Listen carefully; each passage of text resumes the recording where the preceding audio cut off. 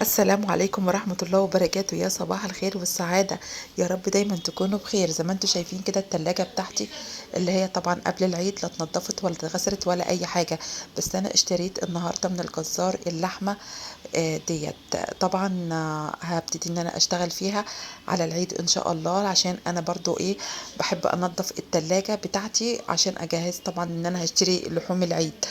آه انا جايب الحاجات دي طبعا خلال ال10 ايام، ان انا طبعا هنكون صايمين ان شاء الله. الموزة دي انا اشتريتها، وجايبة الكبدة، وجايبة لحمة مفرومة. على فكرة النهاردة انا هعمل اكلتين حلوين قوي. يعني انا الفيديو عملته على يومين، يعني النهاردة هعمل اكلة وبكرة هعمل اكلة، وهتشوفوا معايا الاكل، يعني اكلات اقتصادية يعني.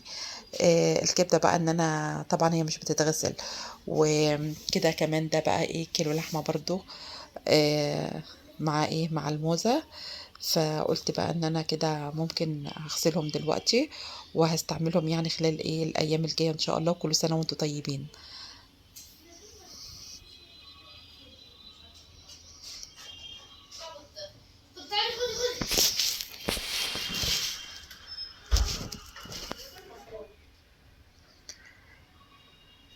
في اليوم بقى اللي انا جبت فيه اللحمه اللي هو إيه امبارح مش النهارده، عملت بقى كده حواوشي سريع.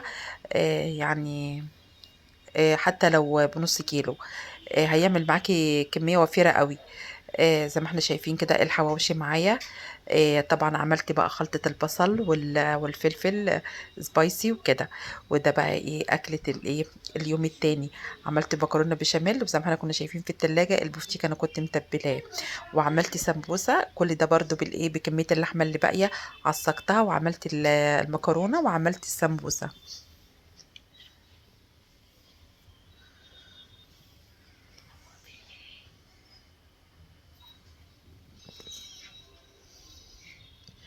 اوعوا بقى تطلعوا من الفيديو وشوفوا جمال الحواوشي اللي انا عملته معاكم النهارده. لكن قلت المكرونه كنت عاملاها امبارح. الصراحه يعني هو الفيديو جه معايا كده ان انا حطيت لكم الاكله، يعني مختلفه، يعني ان انا عملتها النهارده حطها في الاخر.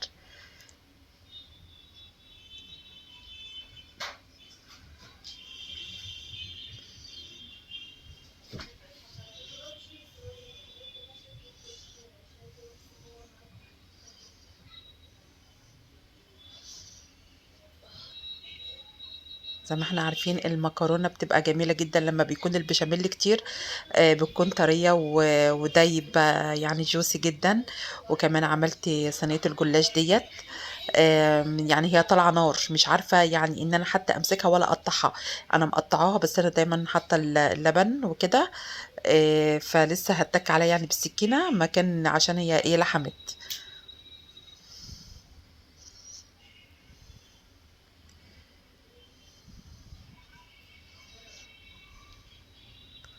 كل سنة وانتم طيبين وبخير، ويا رب دايما تكونوا سعداء.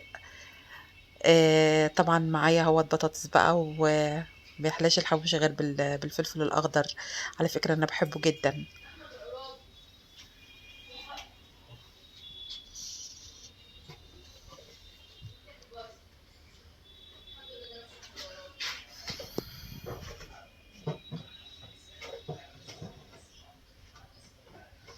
الحواوشي انا حطاه يعني على النار، عاملاه في الطاسة تيفال.